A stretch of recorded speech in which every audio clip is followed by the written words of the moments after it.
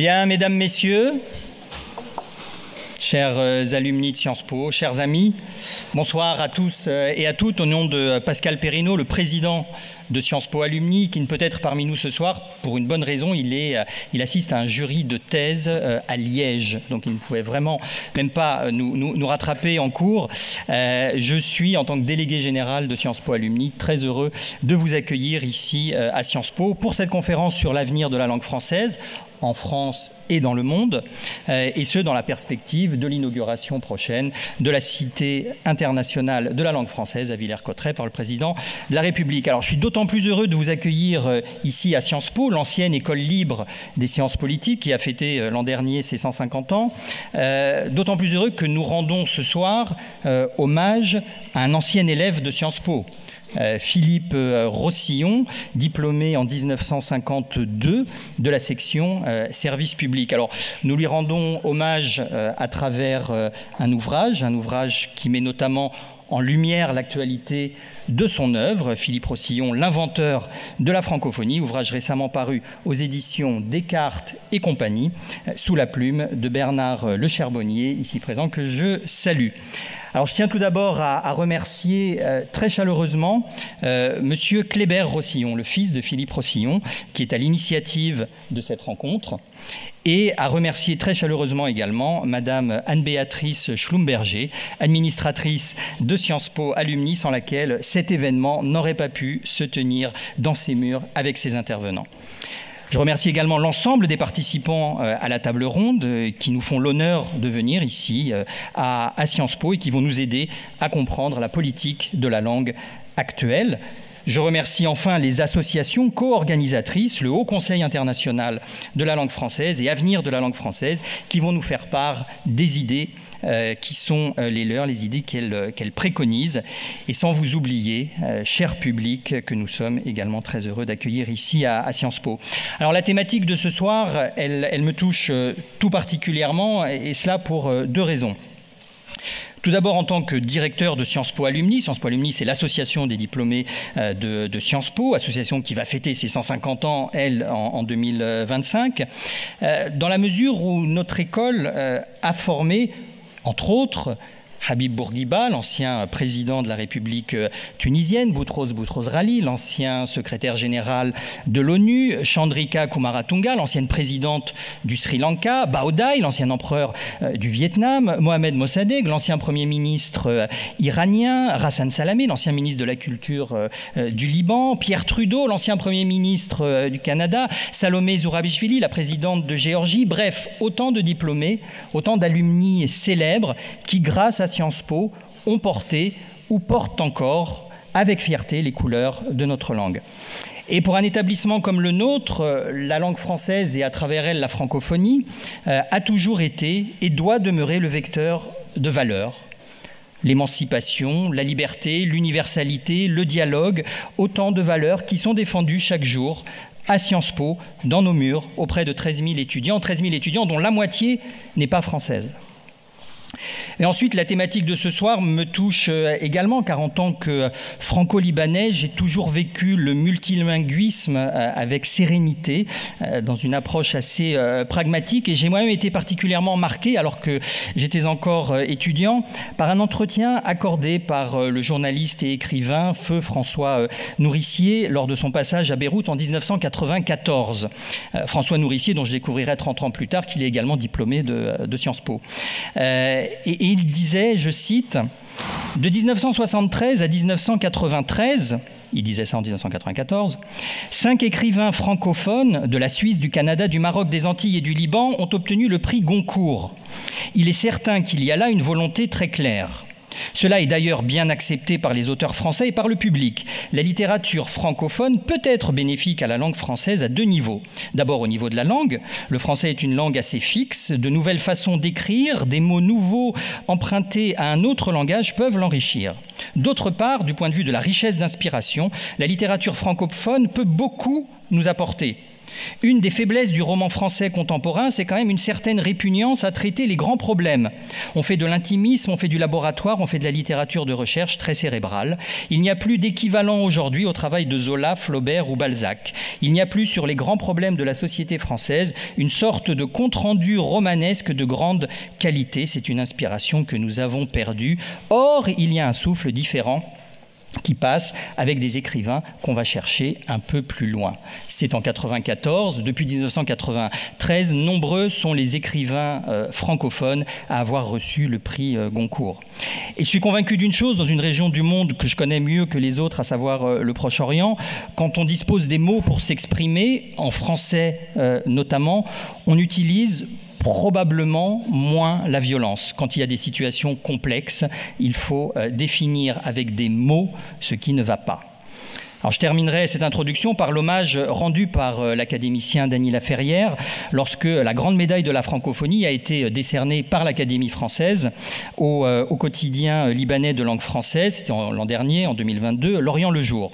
Je le cite, « Ce journal ne se contente pas de nous informer sur ce qui se passe dans sa région, il ouvre des fenêtres lumineuses sur le reste du monde afin que sa jeunesse puisse respirer le grand air. » De plus, il le fait dans une langue élégante et précise. Alors, chères intervenantes, chers intervenants, ouvrez-nous ce soir encore des fenêtres lumineuses.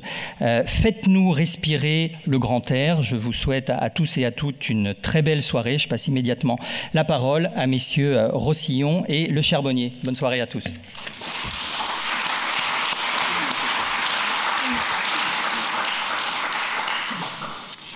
Bonsoir, je suis Eliette Abécassis, écrivain, et la francophonie me tient particulièrement à cœur, étant écrivain, la langue est ma patrie. La francophonie, ce sont d'abord des femmes et des hommes qui partagent une langue commune, le français. Le dernier rapport en date de l'Observatoire de la langue française estime leur nombre à plus de 320 millions de locuteurs, répartis sur 5 continents. Si le mot nous vient du grand géographe Onésime Reclus, la vision géopolitique, pragmatique et idéaliste a été initiée par Philippe Rossillon, qui est un acteur essentiel de la politique du général de Gaulle et de Georges Pompidou de 1958 à 1975. Qui était Philippe Rossillon ?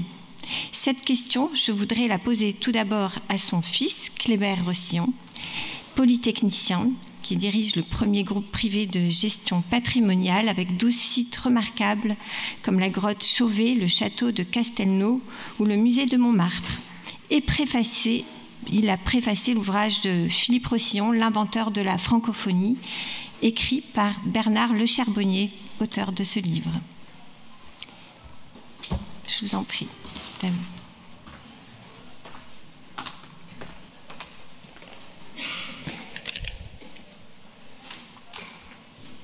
Philippe Rossillon est né en 1931, il est mort en 1997.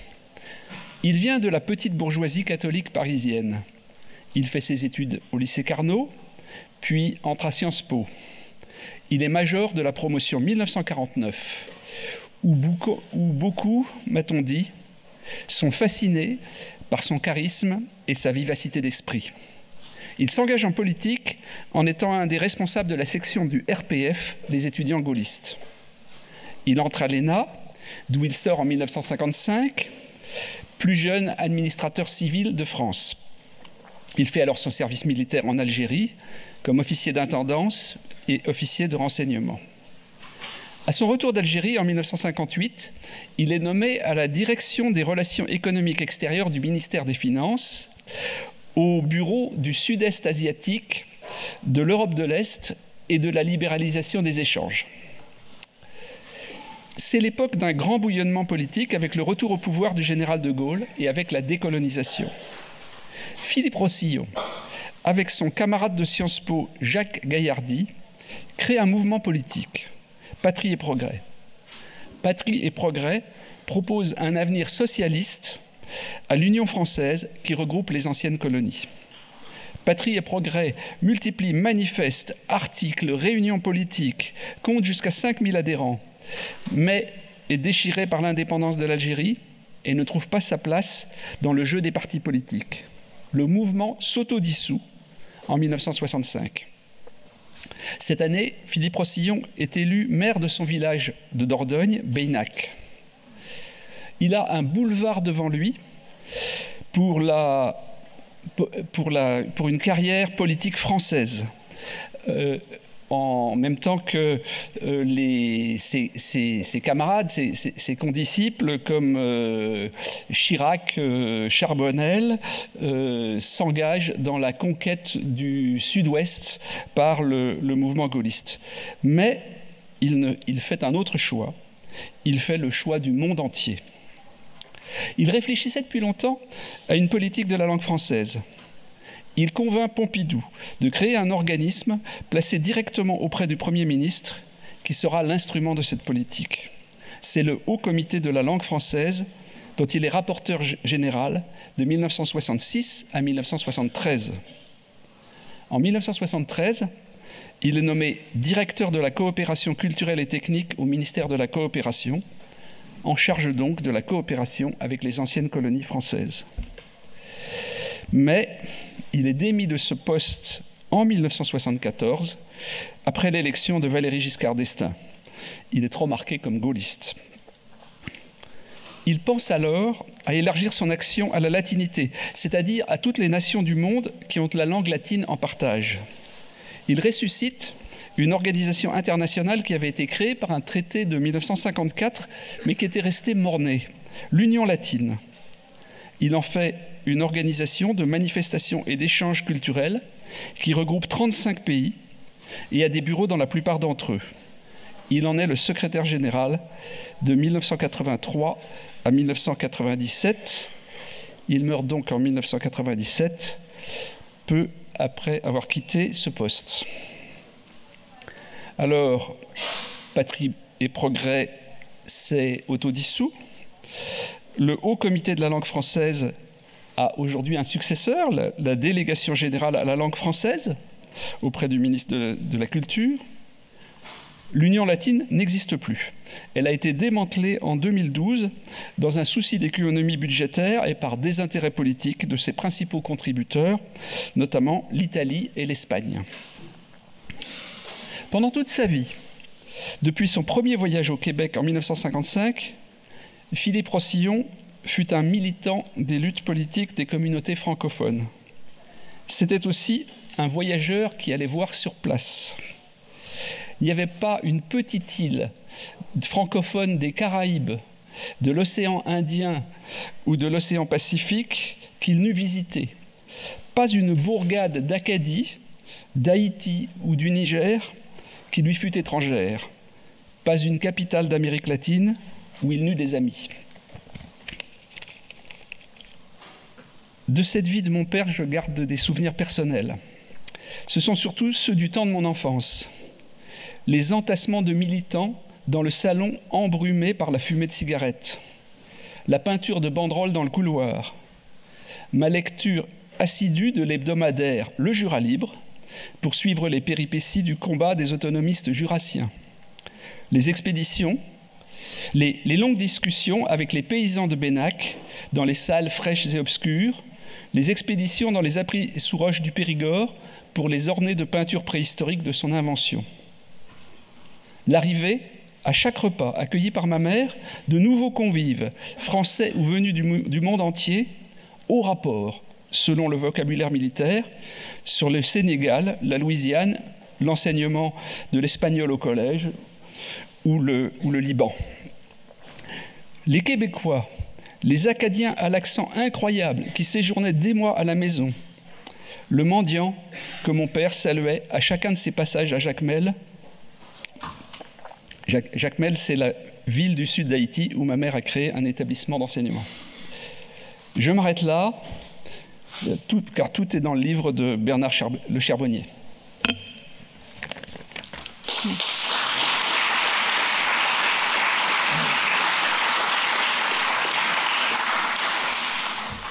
Bien, Philippe Rossillon, j'ai fait sa connaissance en juillet 1969. Juillet 1969, j'étais coopérant en Afrique et je commençais une thèse. Je voulais faire une thèse sur la dynamique des langues africaines. Et comme M. Rossillon était à cette époque-là donc le rapporteur au comité de la langue française, j'ai voulu lui présenter mon travail. Cet entretien a été orageux, désagréable à tous les points de vue et en fin de compte, on est quitté tout à fait fâché. On était d'accord strictement sur rien puisqu'il m'apportait la contradiction à tout ce que je disais. Donc je pensais que pour la dernière fois de ma vie, je verrais ce monsieur Philippe Rossillon, sauf que sur le pas de la porte, il me dit... j'aime bien le dialogue, mais j'aime pas qu'on soit d'accord avec moi. Donc, on est fait pour se revoir. Et voilà, on s'est revus pendant 30 ans, pratiquement, puisque, effectivement, jusqu'en 1997, j'ai travaillé avec lui parfois, fréquenté très souvent, des amitiés qui ont été toujours en fonction de nos désirs de faire des choses pour la francophonie. Donc, quelqu'un d'extraordinaire. Quelqu'un d'extraordinaire, provocateur, oui, parce qu'il vous obligeait à aller au-delà de vous-même. Il vous obligeait, en fin de compte, il provoquait en vous le désir de vous dépasser vous-même, comme lui-même se dépassait constamment. Alors bien sûr, on va dire, oui, mais c'était quelqu'un qui n'était pas très sérieux, qui, en fin de compte, n'en faisait qu'à sa tête. C'est faux. Philippe Rossillon pensait tout, voulait tout. Mais il savait une chose également, il savait qu'il n'aurait pas beaucoup de temps devant lui pour réaliser les rêves et pour réaliser les missions qui lui avaient été accordées. Cet homme, en fin de compte, ce que j'ai vécu tout à l'heure, en le rencontrant, beaucoup d'autres l'ont vécu pas de la même façon, chacun son histoire, son anecdote dans sa première rencontre avec Philippe Rossillon, mais c'est toujours du même ordre. Et c'est ça, je crois, qu'il faut retenir, et retenir également quelque chose qui est sa bienveillance. Oh, bien sûr, il était corrosif très souvent. Vous en sortiez parfois de façon un petit peu difficile des conversations avec Rossillon. Mais en même temps, il y avait cette bienveillance qu'il partageait avec son épouse. Et en fin de compte, je voudrais rendre hommage ici et fondamentalement, non seulement à cet homme, mais à ce couple et à tout ce qu'ils ont fait pour la francophonie. Non pas simplement la francophonie des pays riches, le Québec ou autres, ou la Belgique, mais la francophonie, comme disait Kléber tout à l'heure, des oubliés, les Acadiens en particulier, tous ceux qui, effectivement, étaient de ces minorités francophones qu'on oublie et qui, en fin de compte, à chaque fois, avaient besoin d'être incluses dans un processus qui les dépasse et qui nous dépasse tous. Voilà. Je reprendrai une formule d'une d'entre vous. Je ne citerai pas son nom, mais elle se reconnaîtra pour dire qui est, pour terminer ce portrait de Philippe Rossillon, planteur d'arbres, planteur d'hommes.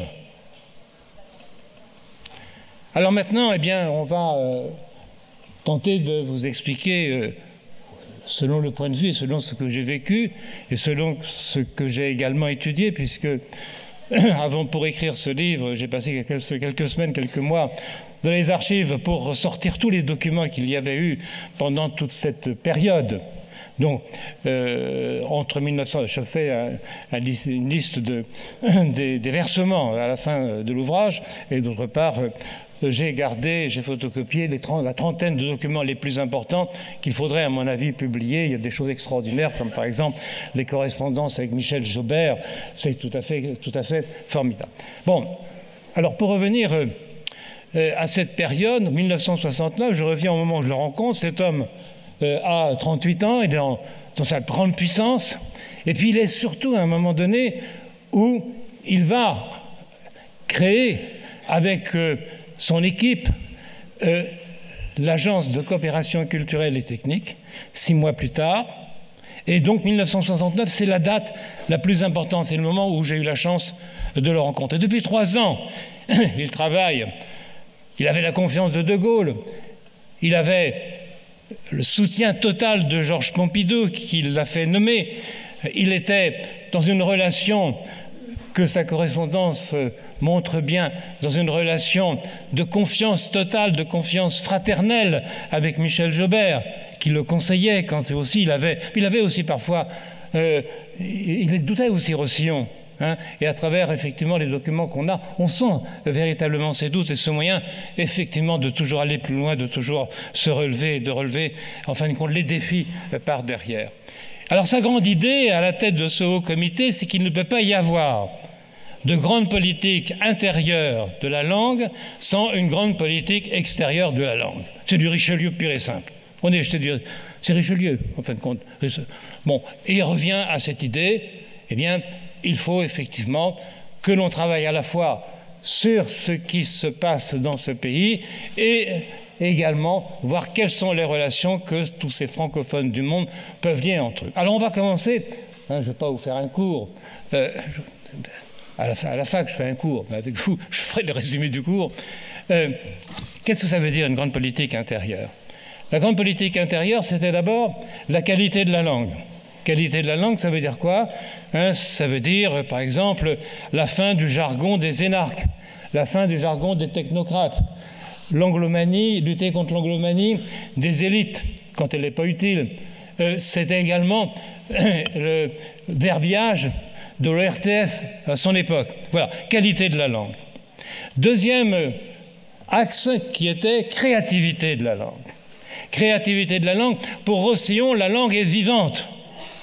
On en a beaucoup parlé avec mon ami Alain Ray et Rossillon. Parfois, on avait des déjeuners tous les trois un peu difficiles, mais des vrais déjeuners. Et avec Alain Ray, il faut que la langue s'enrichisse. Et pour que la langue s'enrichisse, il faut qu'elle change, qu'elle bouge. Elle a toujours bougé.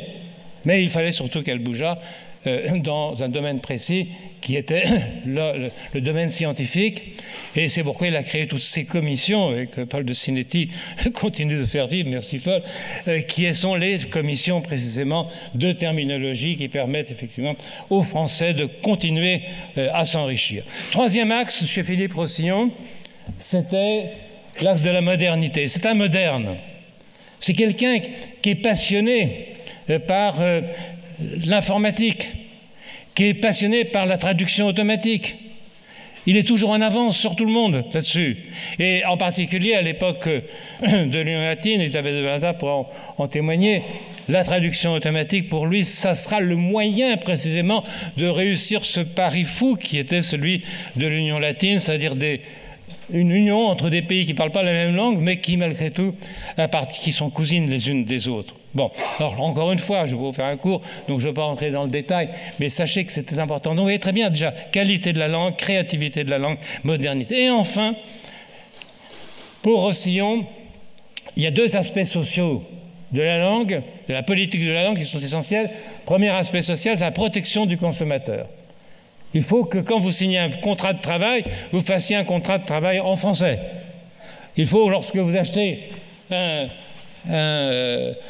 cet appareil, que le mode d'emploi soit en français, etc.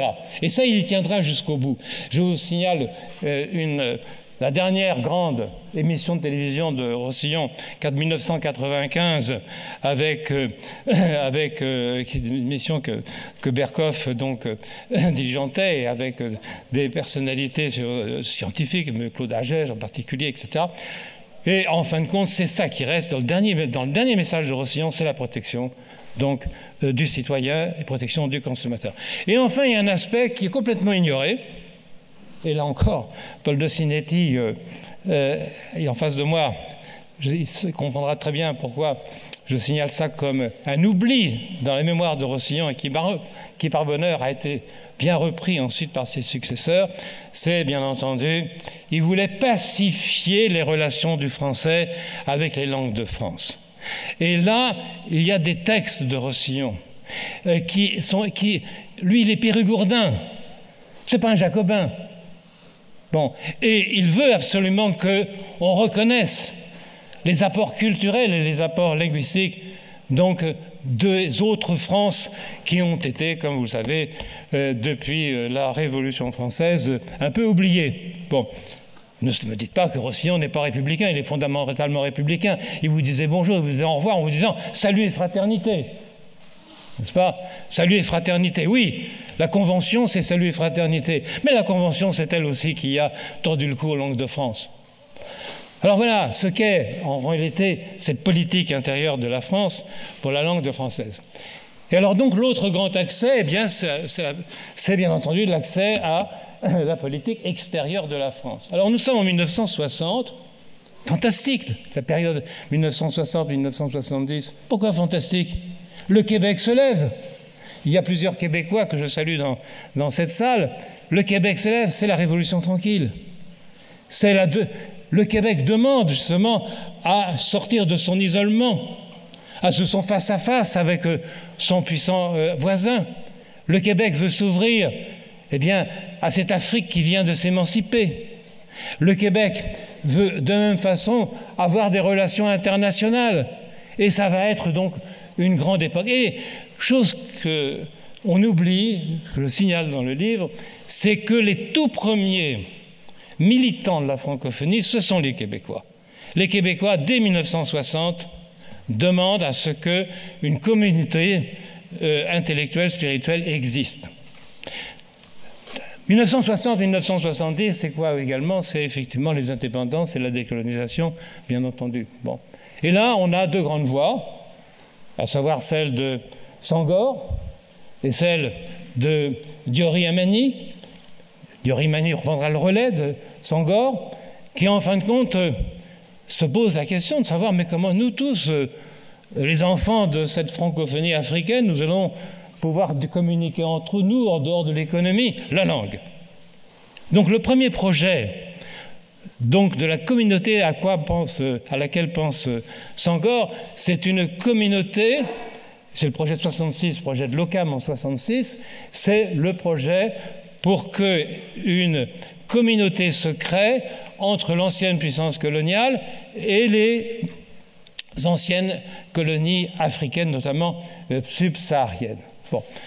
Le projet il est là. Donc vous voyez très bien, les Québécois, ce qu'ils pensent, c'est, en fin de compte, dialoguer avec le monde entier. Les Africains, c'est de dialoguer entre eux et dialoguer avec la France. Et puis il y a l'homme qui se tait et qui, en fin de compte, laisse faire tout cela, et en fin de compte, qui va inspirer en grande partie l'ensemble du projet. Je vous parlais bien sûr du général. Pourquoi? Parce que le général dit oui, c'est bien beau tout ça, hein, mais il traîne un peu des pieds, pour ainsi dire. Hein, et moi j'ai le verbatim de ces relations avec les ministres québécois, avec tout le monde, etc.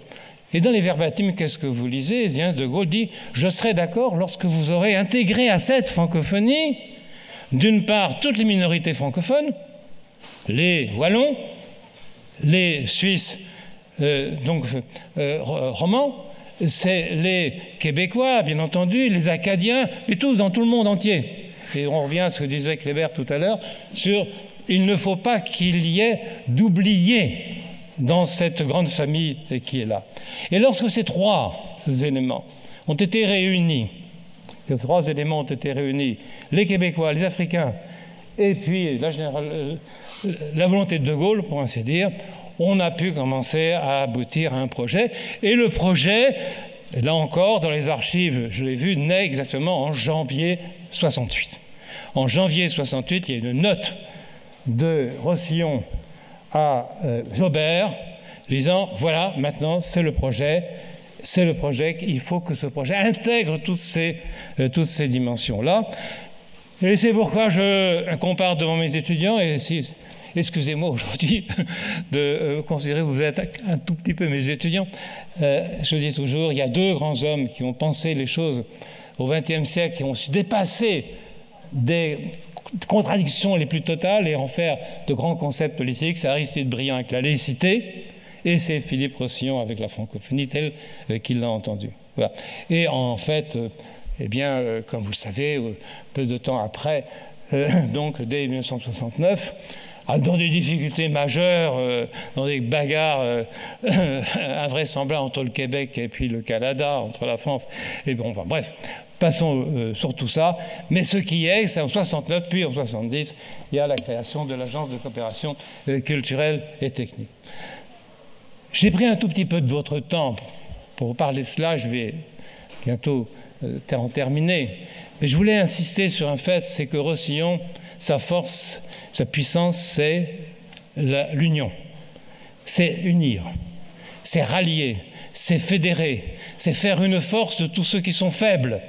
C'est ça qui fait la force de Roussillon. Et c'est également le message de l'Union latine, avec les latins qu'il va réunir aussi dans une force dont il essaiera de faire une force culturelle et peut-être, probablement, dans sa tête quelque part, politique. L'Union. Alors, est-ce que tout cela est loin de nous? Non, tout cela n'est pas loin de nous. Tout cela est un débat d'aujourd'hui. Parce que 60 ans plus tard, nous sommes 60 ans plus tard, 60 ans plus tard, bien entendu, toutes les problématiques ont changé pas de nature, mais ont changé de contenu. L'Afrique, c'est plus la question de la décolonisation, c'est la question que l'on voit d'un doute généralisé sur les relations avec la France, peut-être la francophonie, mais peut-être pas. On s'aperçoit également qu'il y a des évolutions au Liban, au Québec. Donc on s'aperçoit que tout ce qui était, en fin de compte, les pierres avec lesquelles le château francophone a été construit, toutes ces pierres sont en train d'être remises en cause d'une façon ou d'une autre. La politique intérieure de la France, politique de la langue intérieure de la France, se heurte à d'autres problématiques, et vous les connaissez aussi bien que moi, notamment, si vous voulez, la problématique de l'école, de la qualité de la langue à l'école, qui ne se posait pas dans ces mêmes termes, bien entendu, il y a 60 ans. Bon, et puis il y a également, et là Roussillon l'avait annoncé, ça a continué bien entendu, cette anglomanie qui est plus qu'une anglomanie, qui est un véritable problème de civilisation, bon, mais qu'en fin de compte, on ne sait pas très bien gérer, puisque l'on est en train d'hésiter entre le fait que l'anglais est ou non une langue étrangère, ou pas une langue étrangère. Bon, je ne sais pas, enfin moi j'ai mon opinion bien entendu, chacun doit avoir la sienne, mais je pense que c'est des vrais grands débats qu'il faudrait qu'on puisse avoir ensemble. Ce que je voulais vous dire, c'est que en fait, on a là une flamme, une inspiration, quelque chose, une façon de travailler, une façon de réfléchir, qui, comme vous voyez, dans les années 60, a bouleversé les choses et qu'on construit quelque chose de nouveau. Et combien je remercie aujourd'hui, d'une part, Paul de Sinetti d'être présent pour la délégation générale à langue française, langue de France, combien je remercie Nivine Khaled également de représenter l'Organisation internationale de la francophonie. Ce sont les lointains, je dirais, descendants, hein, avec des problématiques qui sont là. Mais Roussillon n'aurait pas été là, vous ne seriez pas là. Malgré tout, je trouve que déjà, c'est une bonne chose. C'est une première généalogie qui est tout à fait intéressante. Et puis, encore une fois, je pense que c'est intéressant, effectivement, que la société civile, comme on dit, prenne en main aussi les problèmes. Parfois, elle vit mal tout cela, n'est-ce pas? Et les associations de défense de la langue française, eh bien, sont là précisément pour donner leurs idées, hein, pour donner leurs analyses, pour proposer. Et si, par bonheur, mon cher Kléber, si par bonheur, nous pouvions faire de ces rencontres, Philippe Roussillon, un lieu de rencontre qui nous permet de nous retrouver, d'élargir le cercle.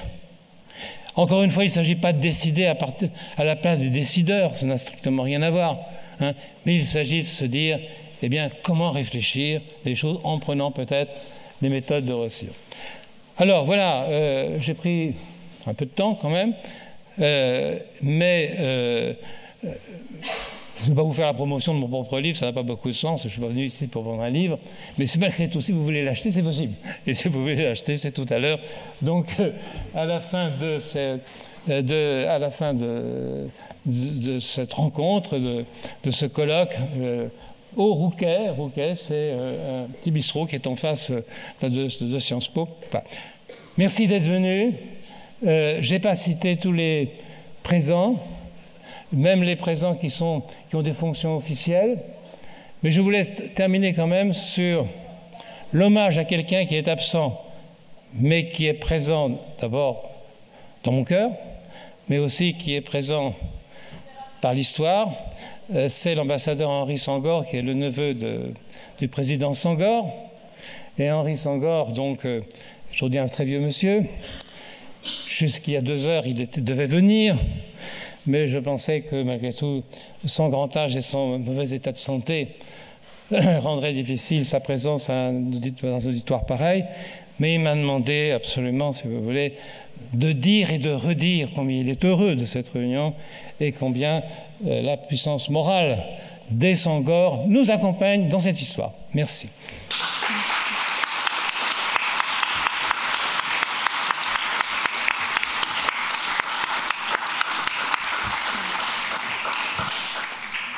À présent, je voudrais lancer le débat sur le présent et l'avenir de la francophonie avec nos conférenciers que j'appelle à la tribune.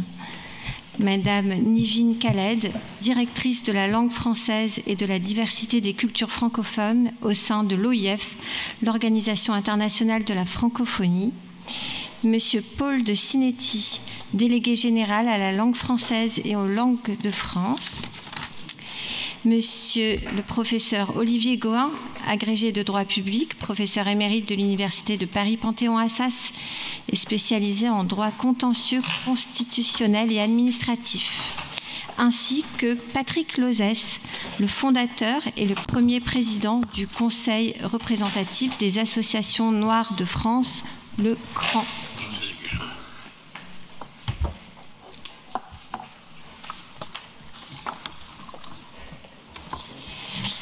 Alors, à Madame Nivine Khaled et Monsieur Paul de Sinetti, je vais commencer par vous demander quelle est la nature et la logique des politiques publiques de la francophonie.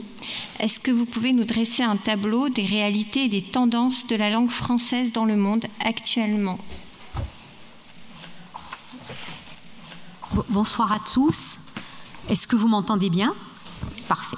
Alors, merci pour les brillants intervenants qui nous ont précédés et qui ont tout à fait campé en réalité et qui vont nous permettre, je pense, Paul et moi-même, de pouvoir rebondir sur ce qui a été dit et de vous dire effectivement que malgré tout ce qui se dit, veuillez croire, mesdames et messieurs, que la langue française se porte bien.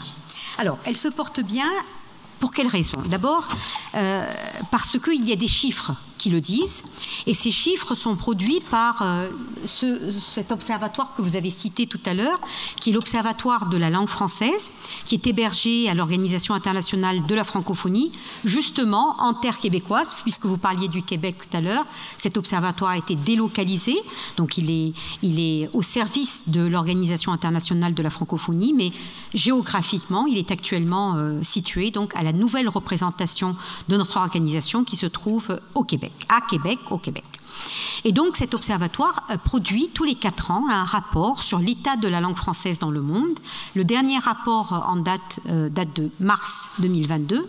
Et ce dernier rapport fait état du chiffre que vous avez évoqué tout à l'heure, 321 millions de locuteurs de français dans le monde, faisant de la langue française la 5e langue la plus parlée, après le chinois, l'anglais, l'hindi et l'espagnol, faisant de cette langue une langue qui se trouve dans le groupe des 4 langues les plus présentes sur la toile, donc sur Internet, faisant de cette langue la langue de scolarisation de plus de 80 millions d'élèves dans le monde, et faisant de cette langue la 2e langue étrangère la plus apprise au monde. Sachez également que le rapport des locuteurs avec la langue française est un rapport de tous les jours. 80% des locuteurs de la langue française sont dans un rapport quotidien d'utilisation, d'usage de la langue, et que 60% des locuteurs se trouvent sur le continent africain. Donc, le panorama actuel, celui sur lequel nous devons réfléchir, il y a 2 inflexions possibles. Soit un scénario extrêmement optimiste qui voudrait que d'ici 2050, nous ayons 750 millions de locuteurs de français, ou un scénario beaucoup plus pessimiste qui voudrait que nous soyons simplement à 450 millions de locuteurs. Et cela dépend de quoi? Eh bien, cela dépend des efforts, des moyens qui seront mis en œuvre pour une meilleure scolarisation et un meilleur enseignement du et en français dans les différents, sur les 5 continents de la francophonie et notamment en Europe. Parce que c'est en Europe, paradoxalement, c'est en Europe qu'il y a une régression de l'apprentissage de la langue française. Vous dire également, et après je passerai peut-être la parole à Pierre pour rebondir sur un autre sujet, mais vous dire également à propos des chiffres qu'il faut également savoir que malgré tout ce qui se dit, eh bien, on parle souvent, juste à titre d'exemple, du déclin de la langue française au Maghreb. Eh bien, il faut savoir que malgré ces affirmations un peu inquiétantes, pessimistes, sceptiques, il faut savoir que hors enseignement public, les inscriptions aux alliances françaises, aux instituts français et aux écoles privées dans les pays du Maghreb sont en hausse constante et qu'il y a une demande récurrente de cette langue française. Ces chiffres étant posés, on peut se poser la question de savoir, bon, quelle est la force, quelle est la valeur ajoutée? Je pense que c'est aussi ça une partie de votre question. Quelle est la valeur ajoutée de cette langue française? Qu'est-ce qui fait qu'on continue de parler le français? Pas seulement, bien entendu, dans l'Hexagone, mais bien au-delà, puisque la francophonie, c'est cet espace très bien évoqué par les intervenants. Donc c'est cet espace qui regroupe 88 États et gouvernements qui ont en partage cette langue française. Sauf que cette langue française, comme cela a été dit, ce n'est pas la langue française du centre. C'est la langue française du centre et des périphéries. C'est la langue française de Paris et de Kinshasa. C'est la langue française qui s'enrichit tous les jours de nouveaux mots, de nouveaux vocabulaires, de nouvelles couleurs, une langue française dynamique, une langue française vivante, une langue française qui est un outil de coopération internationale, qui est un outil utile pour les jeunes. Et d'ailleurs, je dois vous informer qu'en 2020, notre secrétaire générale, Madame Louise Mouchikiwabo, a lancé une consultation auprès des jeunes francophones de l'espace francophone. Et dans cette consultation, il s'est avéré que pour eux, la langue française est un élément clé dans leur projection pour l'avenir, comme étant une langue de l'internationalisation, une langue de la recherche et une langue qui est capable de leur ouvrir des horizons et de leur assurer une vie économique, un avenir économique potentiellement meilleur que celui dans lequel ils sont. Donc moi je vais m'arrêter là, laisser la parole à Paul et après peut-être qu'on reprendra le débat. Bien sûr. Paul de Cinetti. Merci beaucoup. Merci de cette invitation et je suis très heureux de pouvoir exposer les principaux objectifs de notre politique publique en matière linguistique. Également, dans cette soirée consacrée en hommage à ce pionnier de la langue française, de la francophonie. Et ce que j'ai trouvé très intéressant dans les 2 interventions, et notamment celle de Bernard de Charbonnier, c'est que tout de suite, Faucillon a pensé langue française et plurilinguisme. Et je crois que ça, c'est un élément qui est majeur, notamment à travers ce projet de l'Union latine, parce que on ne peut penser la langue française dans sa diffusion à l'international que dans son rapport avec les autres langues. Et, faut-il le rappeler, Nevin a commencé à le faire, en vérité, le seul pays monolingue officiellement, si j'ose dire, avec Monaco toutefois, c'est la France. Tous les autres pays des espaces francophones sont plurilingues, connaissent une diversité de langues, et la plupart de ces pays n'ont pas le français comme langue première. Et je trouve très intéressant dans l'intuition justement de cette grande figure, d'avoir pensé la langue française déployée dans les espaces du monde entier, dans son rapport, inscrit toujours dans ce rapport avec les autres langues, ce qui montre bien qu'on n'est pas du tout dans une dimension hégémonique, postcoloniale. On est dans un rapport beaucoup plus intéressant et juste, me semble-t-il, avec les réalités de cette diversité. J'ai été, alors pardon, j'ai commencé à répondre, mais j'ai été très marqué et c'est incroyable parce que les principaux axes et les principales priorités de la politique publique mise en place il y a 60 ans, ce sont aujourd'hui les nôtres à la délégation. Alors, excepté probablement la question de la maîtrise de la langue dans l'enseignement, qui est un sujet traité par l'éducation nationale au premier chef, mais enfin, la question de l'enrichissement de la langue, c'est une question absolument majeure. C'est l'un des versants de notre politique régalienne pour permettre à nos concitoyens d'exprimer les réalités du monde les plus contemporaines dans notre langue. Donc c'est tout un travail qui est fait avec un dispositif que vous connaissez, réunissant plus de 350 bénévoles généralement, représentants de la société civile et des secteurs professionnels, qui assurent une mission de veille pour repérer les nouveaux termes qui arrivent la plupart depuis le monde anglo-saxon et tâcher d'y travailler pour y trouver des équivalents en français. Travail conjointement mené évidemment avec l'Académie française, et qu'il me soit permis d'avoir une pensée pour l'Académie et un hommage particulier à cette grande dame qui était le secrétaire perpétuel, Hélène Carrère-Dancause. Et puis c'est aussi un autre versant qui est celle de garantir l'emploi du français dans notre société. Et je trouve très juste, en effet, cette vision digne de Richelieu. Pour être fort à l'intérieur, pour être fort à l'extérieur, il faut être fort à l'intérieur. Et c'est bien ce cadre inscrit dans la Constitution, à l'article 2, dès 1992, qui rappelle que la langue de la République est le français, traduit après en 1994 par la loi dite Toubon du 4 août, qui garantit cet emploi du français pour nos concitoyens dans la société. C'est bien cette force de cette politique qui rend possible aujourd'hui à nos concitoyens d'être garantis dans leurs droits au français. Alors, tout n'est pas parfait, nous le savons. Et l'État manque parfois de cette nécessaire exemplarité. Mais là aussi, c'est un accès à une information en français qui est toujours garanti. C'est un accès à des soins, à la santé, qui est toujours garanti par la loi. Ce n'est pas toujours un accès dans l'enseignement supérieur.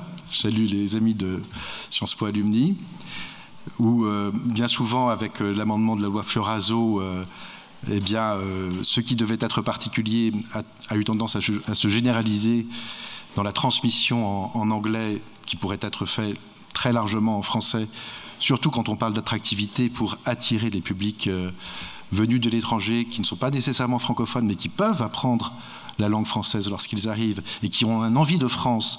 Et pour avoir un envie de France, il faut avoir un envie de la langue française.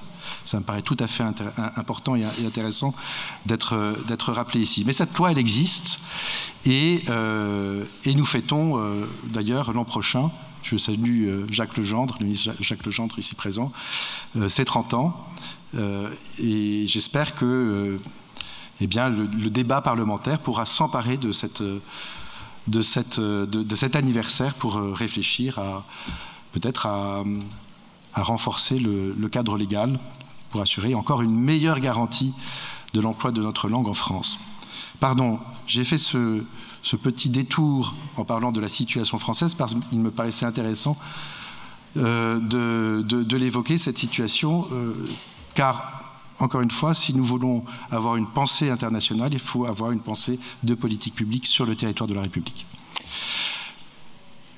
La francophonie en France, alors, comme vous le savez, la francophonie, les relations internationales et la coopération, elles dépendent du ministère de l'Europe et des Affaires étrangères. Il y a eu une exception dans l'histoire récente de la Ve République, avec le ministre Jacques Toubon, d'ailleurs, qui, je le rappelle, était ministre de la Culture et de la Francophonie, et qui donc a vu les affaires francophones rattachées à la rue de Valois pendant quelques années. Mais la délégation est force proposition pour stimuler, engager avec les principaux partenaires ministériels une stratégie en faveur du français à l'international. Elle se traduit en tout cas en France, ça ne vous aura pas non plus, ça ne vous aura pas non plus échappé, avec l'inauguration, cela a été rappelé en introduction, de la Cité internationale de la langue française à Villers-Cotterêts, projet, je sais, qui était porté déjà par de nombreuses associations, dont Albert Salon, que je salue ici présent. Et cette Cité internationale de la langue française, son enjeu, dans le fond, ne fait que prolonger les préoccupations qui avaient été celles de certains intellectuels. On évoquait François Nourricier. C'est vous, monsieur, qui l'évoquiez. Oui, faire de la francophonie l'affaire de tous, faire de la langue française l'affaire de tous, faire de la francophonie l'affaire de tous en France, faire prendre conscience à nos concitoyens de la richesse que constituent ces espaces francophones, une langue française, Nivine l'a rappelé, qui s'enrichit en grande partie aujourd'hui par les espaces francophones, hors France. D'ailleurs, vous l'aurez remarqué, je m'embrouille un peu lorsque je parle d'espace francophone, je ne parle pas de France. Ça veut dire qu'on a encore dans cet esprit, aujourd'hui, qu'on sépare la France des espaces francophones. C'est comme s'il y avait encore dans notre inconscient une distinction entre la France d'un côté et les mondes francophones de l'autre. Alors en vérité, les francophones, ce ne sont pas les autres. Nous sommes tous des francophones et nous devons être fiers d'être francophones. Je ne veux pas parler trop longtemps, mais je voulais juste déjà rappeler que une ambition forte sur le territoire français, c'est bien celle de cette Cité internationale de la langue française à Villers-Cotterêts, qui permettra justement à tous les acteurs de la francophonie de pouvoir s'y retrouver, pas seulement dans le domaine de la littérature, mais dans tous les secteurs de la culture. Et je crois que cela mérite d'être rappelé. Enfin, un dernier point qui me paraît très important et qui d'ailleurs avait été une intuition de Faucillon pareil, c'est la question de l'innovation. Aujourd'hui, le grand défi pour la langue, c'est celui de l'innovation, de l'intelligence artificielle, du traitement automatique des langues, de la traduction automatique. Alors, on a fait des progrès depuis 60 ans, c'est le moins qu'on puisse dire. Et comment la France et comment les partenaires des espaces francophones vont jouer cette carte. Le moment est absolument décisif. C'est pour cette raison qu'on pourra y revenir. Nous avons le projet avec nos amis de l'EIF et particulièrement nos amis québécois, de monter une mission sur la découvrabilité des contenus scientifiques en langue française. Nous avons aussi le projet d'installer à la Cité de Villers-Cotterêts un centre de référence des technologies de la langue pour la France, pour la francophonie, pour les langues de France, mais aussi avec une dimension européenne pour y implanter un consortium industriel. Donc c'est tout cela sur lequel nous sommes en train eh bien, de nous mobiliser. Et cette mobilisation, elle ne peut pas se faire sans vous. Et donc j'espère pouvoir compter également sur votre soutien et sur votre engagement. Merci. Je voudrais demander à Olivier Gohin et à Patrick Lozès, quelle est votre vision de la francophonie? Est-ce que vous partagez la vision qui vient de nous être exposée et selon laquelle la francophonie n'est pas en déclin?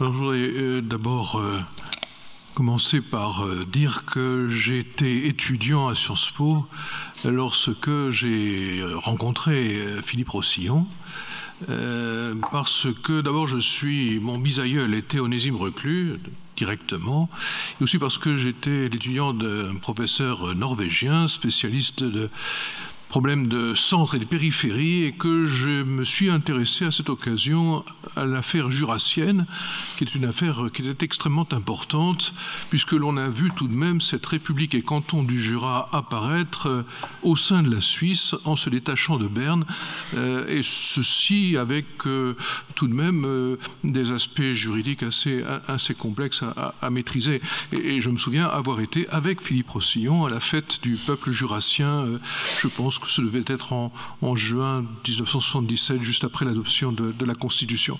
Je me souviens aussi d'ailleurs avoir été avec lui à des réunions à Bruxelles avec des Wallons, en rappelant ici que Wallon veut dire Gaulois. Donc ça, c'est l'aspect témoignage pour dire que effectivement, j'ai découvert en Philippe Rossillon quelqu'un qui était extrêmement impliqué, pas très facile en effet de contact, mais extrêmement impliqué et très visionnaire, et ayant une vision très très large de la francophonie, optimiste en définitive, même si on comprenait bien qu'il était dans une situation personnelle et peut-être professionnelle aussi un petit peu difficile. Alors, pour répondre à votre question, je dirais qui est large, est-ce qu'il y a un avenir ou un déclin à la francophonie? J'aurais tendance à répondre que la question de la francophonie, c'est une question qui n'est pas seulement de défense de la langue française, mais qui est aussi de promotion de la langue française. Et je pense que nous avons souvent une vision qui est trop réactive, trop même parfois agressive sur ces questions-là, alors qu'il faut s'ouvrir. Et il faut voir, donc il faut donner en fait à la francophonie un avenir. Et ne pas être dans une situation de résistance seulement face à l'anglais, pour dire les choses, ou face d'ailleurs aux langues régionales, pour dire les choses simplement. Deuxièmement, je pense qu'on ne peut pas séparer la langue et la culture. Et je pense que la défense de la francophonie, c'est la défense aussi de la culture française. Vous avez fait allusion tout à l'heure aux alliances françaises, c'est très important. Très important que ce maillage international et cette diffusion de la culture française et culture des pays ou des auteurs qui utilisent la langue française. Car on doit pouvoir aussi étudier des œuvres d'Africains, d'Américains, d'Océaniens utilisant la langue française. Et puis, je pense qu'il est important aussi de connecter le national et l'international, c'est ce que je viens de voir. Au niveau national, sans entrer dans une opposition avec les langues régionales. Donc on appelle langue de France. Je trouve que le terme est un petit peu ambigu quand même. On pourra y revenir. Oui, c'est un petit peu ambigu, parce que le français aussi, finalement, est traité comme une langue de France. Bon, je dirais en tant que juriste, dès lors que ces langues ne sont pas des langues officielles, car seul le français est la langue officielle de la République. Dès lors que ces langues de France ou ces langues régionales ne sont pas facultatives dans la vie publique. Elles doivent y être obligatoires. Et dès lors que ces langues ne sont pas obligatoires dans la vie privée, elles doivent y être facultatives. Et là, nous avons quand même la difficulté de cette charte de Budapest sur les langues européennes, minoritaires et régionales, avec, je vois bien, une revendication, une demande d'autorisation de ratification pour la ratification de ce traité que tout de même nous avons signé et que nous n'aurions pas dû signer. Et qui fait un problème récurrent et que je trouve un peu difficile. Le Conseil constitutionnel a sur ces questions-là une position qui est très nette, qui est très précise et dont il y a lieu de tenir compte. Je le dis en tant que juriste, la loi Toubon, elle n'est pas en idée seulement venue en conséquence de la révision de 92, elle est venue pour venir corriger la loi Basse-Loriol de 1975 que l'on a trouvée insuffisante. Et elle s'est heurtée, j'allais dire tout de même, à ce contrôle de constitutionnalité. Les débats d'ailleurs sont sur Internet au sein du Conseil, sont assez intéressants à lire. Et il faut bien dire que cette loi Toubon, elle est tout de même une peau de chagrin. Elle n'est pas très satisfaisante et au surplus, elle a une approche qui est répressive, qui est pénale, sur une thématique d'infraction dans le droit de la consommation, avec quelque chose qui tient lieu ou qui ressemble au droit de la concurrence. Non, je pense qu'il faut protéger la langue française de façon préventive, de façon administrative, avec des obligations qui pourraient donner lieu à des manquements, avec peut-être effectivement des sanctions, mais tout ceci peut se faire devant une autorité administrative indépendante, tout ceci peut se faire sous le contrôle du Conseil d'État. Ce sera préférable que d'aller vers le pénal, vers la répression comme on est aujourd'hui. Moi, je plaiderais, je pense que l'avenir, puisque c'est votre question, de la langue française, ne se fait pas dans la méchanceté, dans l'agressivité, dans la négativité. Il faut qu'on soit, j'ai entendu tout à l'heure le mot bienveillant, mais ayons une bienveillance francophone. Très bien. Patrick Lozès. Eh bien, bonsoir. Je voudrais commencer, pour répondre à cette question sur le déclin, par constater que la salle que vous êtes nombreux. Qu'est-ce que ça veut dire? Ça veut dire que défendre le français, c'est un enjeu moderne, que c'est un enjeu d'actualité. Pour répondre à la question sur le déclin, je commencerai par dire que le français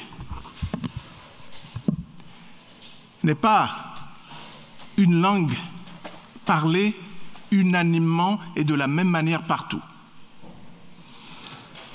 Peut-être que certains intervenants à côté de moi ne seront pas d'accord, mais la langue française est une, mais ses déclinaisons sont nombreuses. Et c'est ça qui rend la langue française vivante. La manière dont on parle le français à Kinshasa n'est pas la même que la manière dont on la parle à Pointe-à-Pitre, à Nouakchott ou à tel ou tel endroit du monde. Et c'est cela qui fait la richesse de la langue française. Je voudrais dire que je suis, et vous l'avez rappelé, le fondateur et le président du Conseil représentatif des associations noires de France, qui est une structure qui s'inscrit profondément dans la République française. Et quand nous demandons que les minorités soient prises en compte, soient considérées comme des Français à part entière, dans quelle langue le disons-nous? Nous le disons en français. Et quand nous avons nos réunions, nous avons des Français qui viennent de partout. Quelle langue utilisons-nous? Nous utilisons le français. Et je sais et je vois que dans nos réunions, nous sommes des gardiens sourcilleux de la langue française et nous sommes quelquefois assez étonnés que nos concitoyens de la Beauce, de l'Auvergne, aient un rapport à la langue française moins fort, moins viscéral que nous. Ce que je veux dire, c'est que la langue française, elle est portée par les Français, mais elle est portée par l'ensemble des Français. Et les Français qui viennent d'ailleurs, les Français qui inscrivent leur parcours dans la France d'aujourd'hui, dans la France de demain, sont et seront les porteurs de cette langue, de cette belle langue, seront les porteurs de cette francophonie ici et ailleurs. Je voudrais vous demander à tous les quatre si vous pensez que le français est suffisamment bien enseigné. Vous me permettez, avant de répondre à votre question, je voudrais réagir un petit peu par rapport à ce qui a été dit, notamment concernant ce que vous avez dit, monsieur, à propos de la bienveillance. Et là, il est important aussi d'expliquer un petit peu la position de la francophonie. Comme vous le savez, comme je l'ai dit, comme je le rappelle, la francophonie, c'est une communauté qui est née grâce à une vision de Philippe Rossillon et ensuite des pères fondateurs de la francophonie, une vision unificatrice, une vision de solidarité, une vision de générosité, une vision d'opportunité aussi, c'est-à-dire comment est-ce que on transforme ce qui aurait pu être, ce qui était en réalité une difficulté, puisque c'était la langue du colon. Comment est-ce qu'on transforme cette langue et on la modifie pour en faire une langue d'opportunité, une langue de cohésion et de rassemblement. Et donc ça, c'était l'idée des pères fondateurs. Et nous avons, la francophonie a poursuivi ce projet qui était un projet à la fois culturel mais aussi politique. Elle a porté haut et fort ce projet politique et nous sommes, je souscris totalement à ce qui a été dit par monsieur, nous ne sommes pas du tout, la francophonie n'est pas du tout dans une posture de combat avec les autres langues, ne serait avec l'anglais ou avec les autres langues, mais bien dans une posture de cohabitation. Et en tant qu'organisation multilatérale à vocation universelle présente sur les 5 continents, eh bien, elle travaille au service de la promotion, et le mot promotion est celui que nous employons. Nous n'employons pas le mot de défense de la langue française. La langue française n'a pas besoin d'être défendue. Si elle devient une opportunité, si elle est une langue de travail, si elle est une langue internationale, elle va de façon naturelle s'imposer. Et donc nous parlons de promotion de la langue française plutôt que de défense de la langue française. Et sachez qu'au dernier sommet de la francophonie qui a eu lieu à Djerba en Tunisie en novembre 2022, il a été adopté une déclaration par l'ensemble des États et gouvernements de la francophonie, une déclaration autour de la langue française qui s'appelle la déclaration sur la langue française dans la diversité linguistique de la francophonie, pour bien expliquer que cette langue française, non seulement elle se nourrit de ses variations, donc ces variations que monsieur a évoquées, dont nous avons parlé, que Paul a évoquées, donc elle se nourrit de ces variations, elle s'enrichit de ces variations, mais elle est aussi dans un rapport de cohabitation, et nous travaillons à la francophonie, nous travaillons à la promotion du français et du multilinguisme. Français et multilinguisme, notamment dans les enceintes internationales. Et là, ça va me permettre de faire le lien avec ce qui a été dit tout à l'heure en termes lorsque vous parliez en parlant de Philippe Rossian en disant qu'il était un petit peu visionnaire et très moderne, la francophonie d'aujourd'hui est une francophonie qui se veut moderne, qui est agile, qui veut se transformer pour être à l'ère du temps et pour pouvoir avoir des réponses pour ces populations, des réponses aux enjeux qui ne sont pas les mêmes que celui que nous avions il y a 60 ans. Les contenus ne sont plus les mêmes, les valeurs restent les mêmes, les contenus changent. Il est question aujourd'hui de mésinformation, il est question d'enjeux environnementaux, il est question de développement durable, il est question d'égalité entre les femmes et les hommes, il est question d'écriture inclusive. Voici les nouveaux enjeux qui sont pris en main par la francophonie, mais toujours dans cette attitude de modernité, d'agilité, et surtout, je souscris au mot bienveillance. Voilà, je ne me souviens plus du coup, c'était quoi votre question? Je suis désolée. Non mais je vous en prie. Si le français était suffisamment bien enseigné? Ça, c'est le nerf de la guerre. Ça, c'est le nerf de la guerre, notamment dans les pays du Sud, c'est-à-dire nous portons aussi les voix à la francophonie, nous portons les voix du Sud. Et effectivement, quand je vous ai parlé tout à l'heure de 2 scénarios, l'un optimiste faisant état de 450 millions de locuteurs de français et l'autre pessimiste faisant état de optimiste 750 et pessimiste 450, cette différence en réalité vient du fait que nous n'avons pas de certitude quant à la force et à la qualité de ce que sera l'enseignement du français, du et en français, dans les différents États et gouvernements de la francophonie. C'est la raison pour laquelle, à la francophonie, nous avons donc cette attention très particulière. Nous avons un institut qui est l'IFEF, qui se trouve à Dakar, l'Institut de la francophonie, de l'éducation et de la formation. Donc c'est un institut qui est chargé de travailler auprès des États et gouvernements à l'apprentissage, à l'enseignement du français aux côtés des langues nationales. Et c'est là que tout à l'heure, Paul avait parlé de plurilinguisme. Nous parlons de biplurilinguisme. Comment s'assurer que le français soit assuré en lien, en cohabitation avec les langues nationales, notamment dans les États d'Afrique subsaharienne. Mais au-delà de ça, nous avons de nombreux programmes et de nombreux liens de coopération avec les associations de professeurs de français dans le monde pour pouvoir assurer autant que possible la qualité et surtout la pérennité de l'enseignement du français dans les 88 États et gouvernements de la francophonie. Oui, alors je ne saurais dire que le niveau des étudiants en langue française soit idéal. Et je pense que ceci vient de carences dans l'enseignement primaire et secondaire. Je pense qu'apprendre une langue, ça n'est pas seulement apprendre un vocabulaire, une grammaire, une syntaxe, et puis je ne parle même pas de la question de la ponctuation qui est massacrée. C'est apprendre aussi précisément une culture, et je pense qu'il y a une trop grande dissociation entre la langue elle-même et la culture. Et je pense que pour parler et écrire une langue, il faut lire.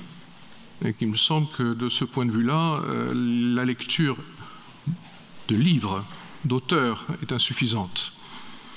Et sans doute que l'informatisation de la société n'aide pas beaucoup en ce sens. Je ne vois d'ailleurs pas pourquoi on continue à ne pas avoir l'enseignement du français en terminale. Pourquoi?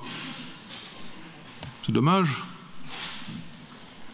Il me semble qu'on pourrait faire quelque chose de ce point de vue-là. Je note un recul du français dans les écoles en dehors de la France. Il est clair qu'il y a un certain nombre de pays qui n'enseignent plus le français dans leurs écoles, alors que ce sont des pays où la langue française peut avoir une co-officialité ou ne pas en avoir. Donc je crois qu'il y a des progrès à faire. L'écriture inclusive, c'est un scandale absolu. Et il faut que ça cesse, que ça ne soit pas encouragé comme je le vois trop souvent. Quant aux langues régionales, si elles sont facultatives, ça ne me gêne pas. Si elles entrent dans les examens ou dans les programmes, là, ça me gêne, personnellement. Je pense qu'il y a certainement des choses à voir. Il y avait une loi d'Exxon de 1951 qui était très bonne. On a tendance à pousser un peu les choses et à s'appuyer sur la Constitution à ce sujet. Alors, je vois bien qu'il y a un article 75-1 et une thématique sur le patrimoine de la France et de grandes discussions à ce sujet. Il faut quand même savoir, pour ne pas tourner autour du pot, qu'on est aujourd'hui en train de discuter de la co-officialité de la langue corse en Corse.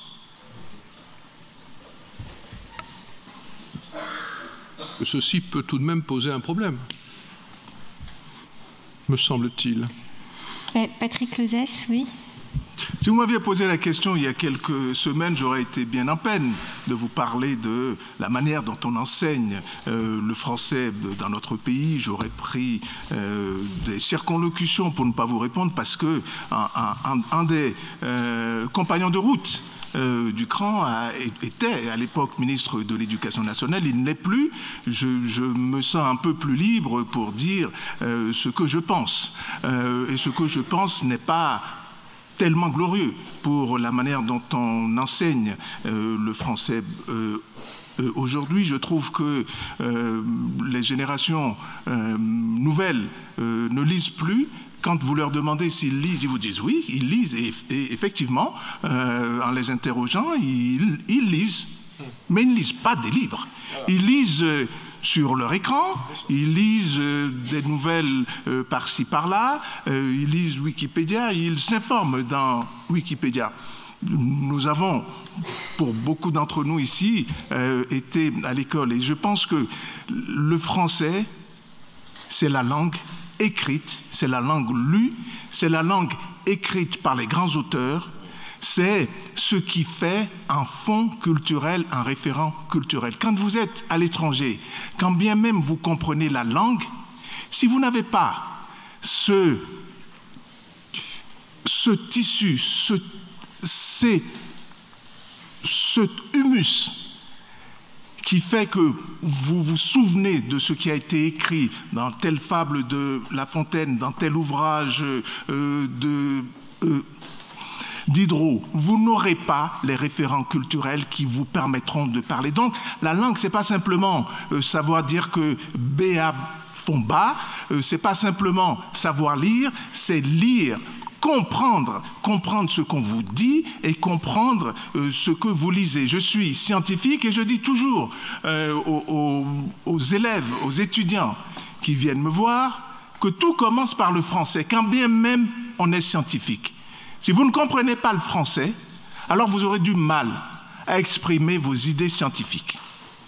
Et je voudrais qu'aujourd'hui, j'aurais aimé que l'éducation nationale s'engage dans cette voie-là et qu'on dise que le français est la base et qu'on dise que le français doit être enseigné et qu'on doit s'appuyer sur le français pour tout. Le français est un horizon, le français est un socle.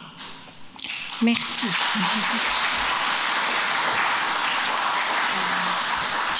Paul de Sinetti, et puis après, hélas, nous allons passer à la... Oui, d'accord, alors rapidement.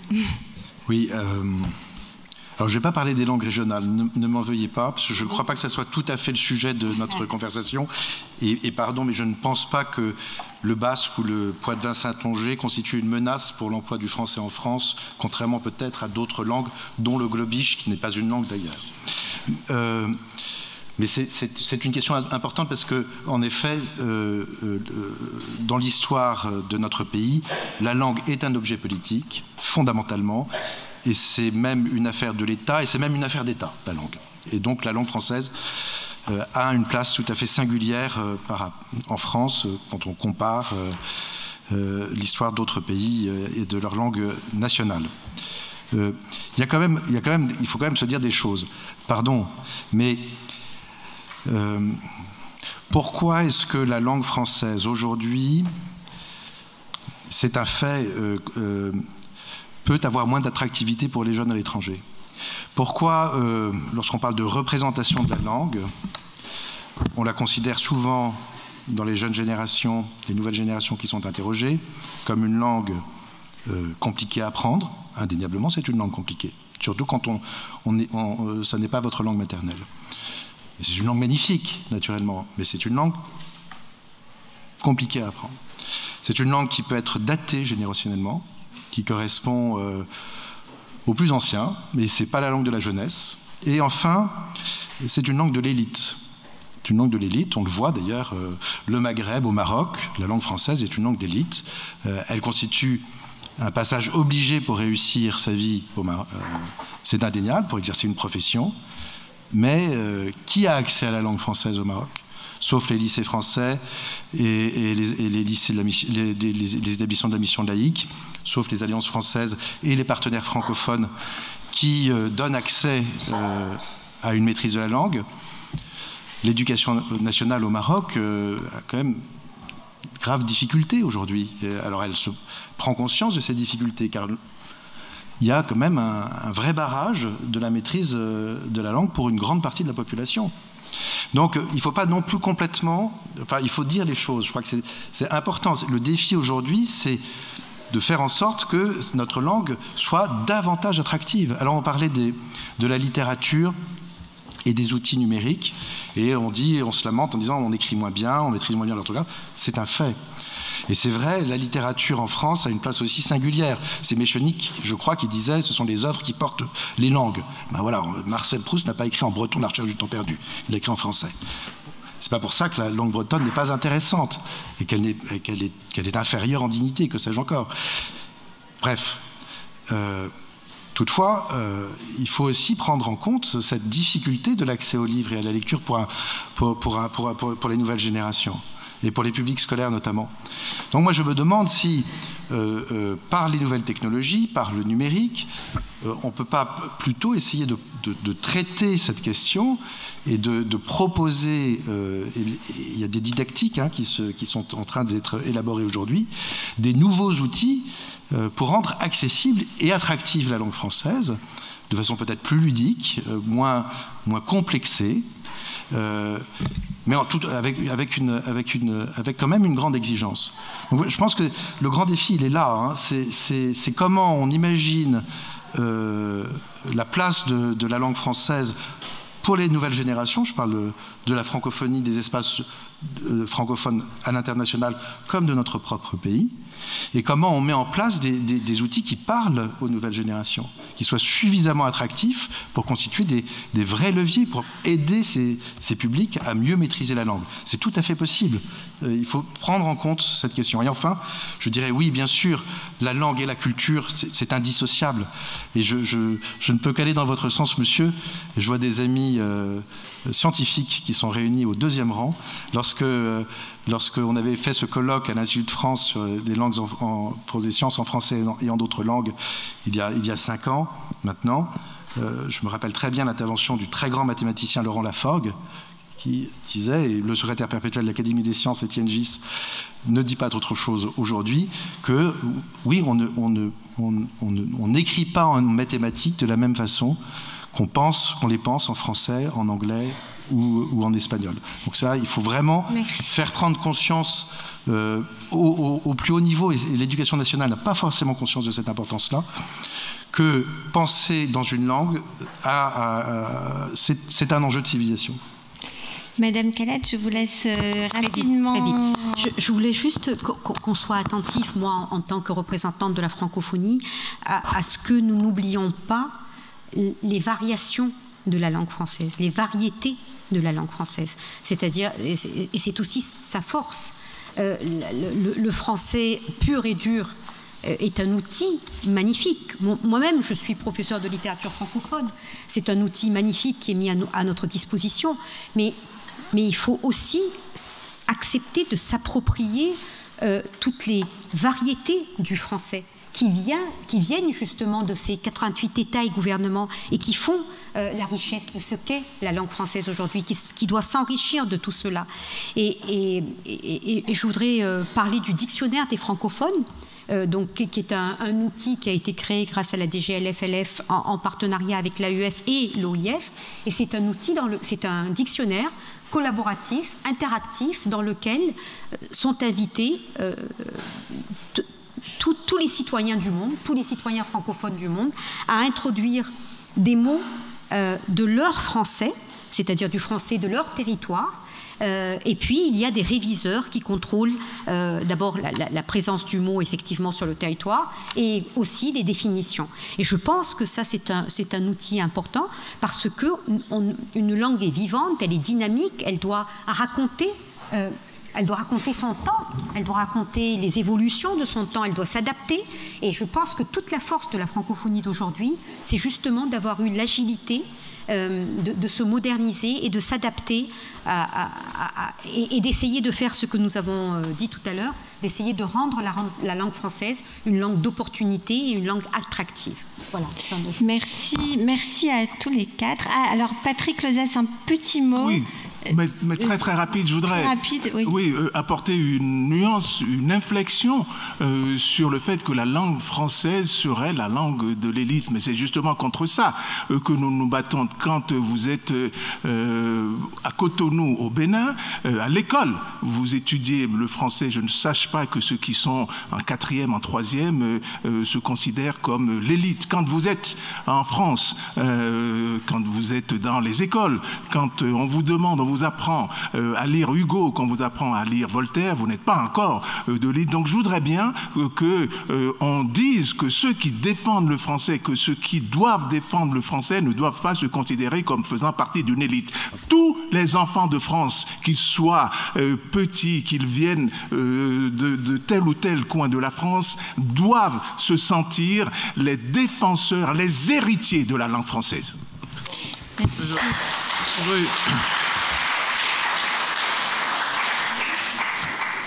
Je voudrais ajouter ceci. La Constitution dit que c'est la langue de la République et le français, et non pas l'inverse.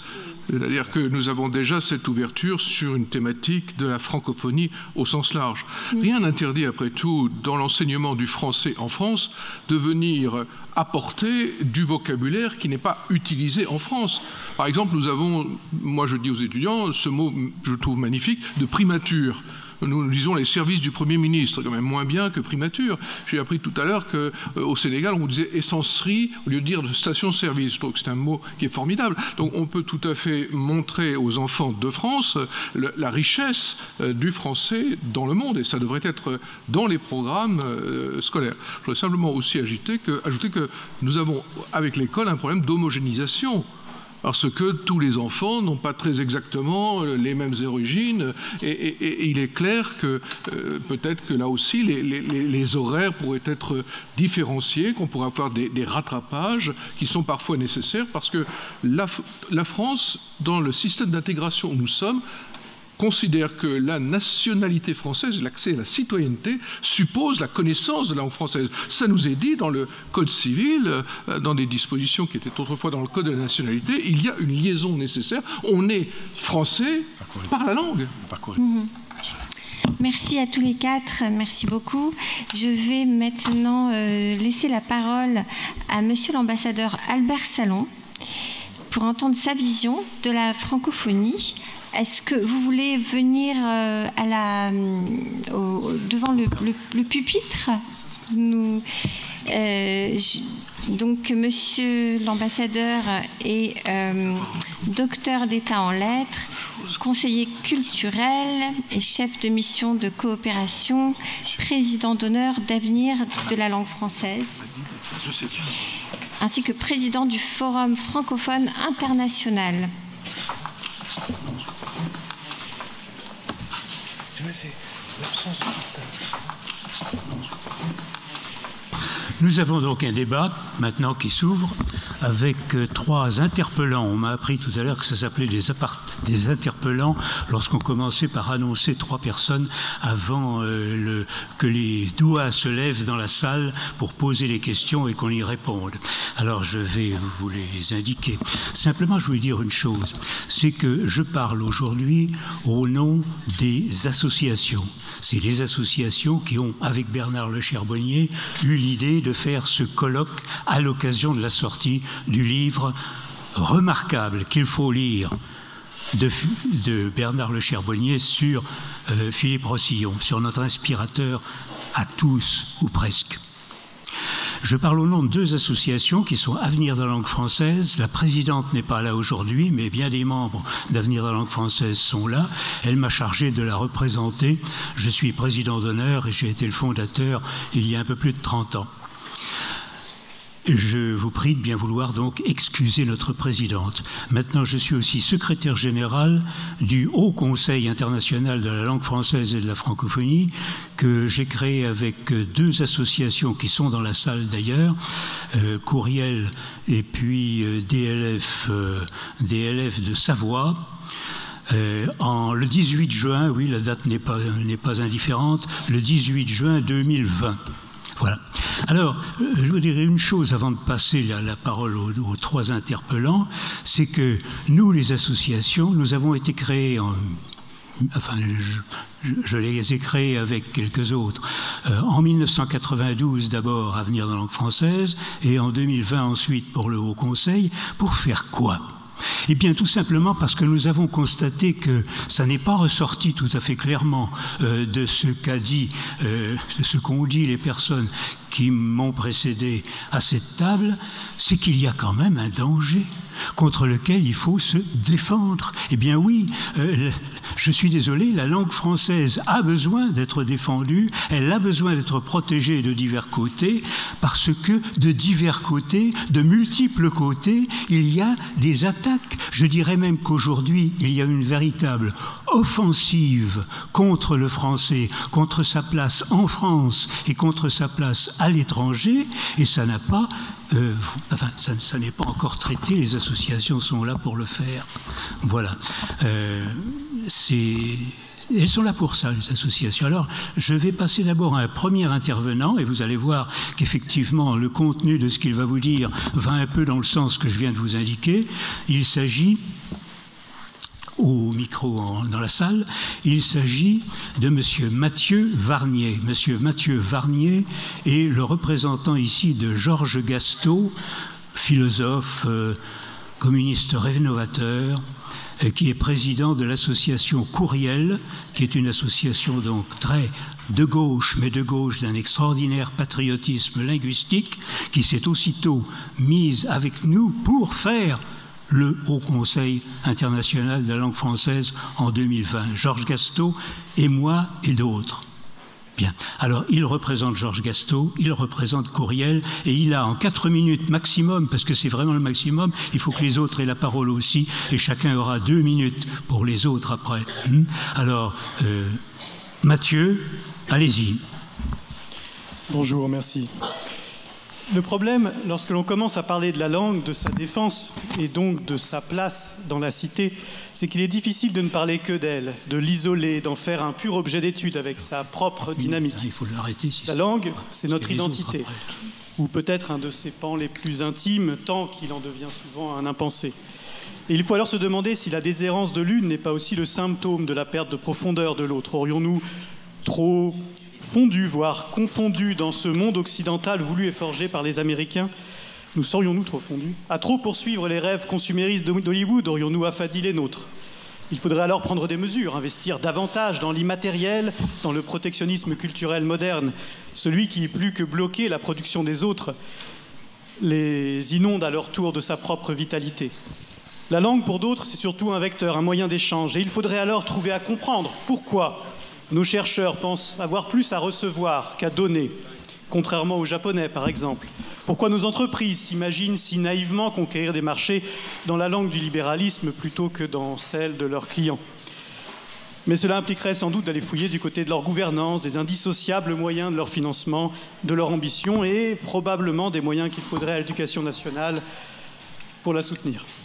La langue, c'est évidemment une histoire sociale, une pensée, une construction, quelque chose qui imprègne profondément votre pensée, imposant de la rigueur ou impulsant un élan, précise jusqu'au cynisme, ou pudiquement vague sur les réalités qu'elle peut et a pour habitude de décrire.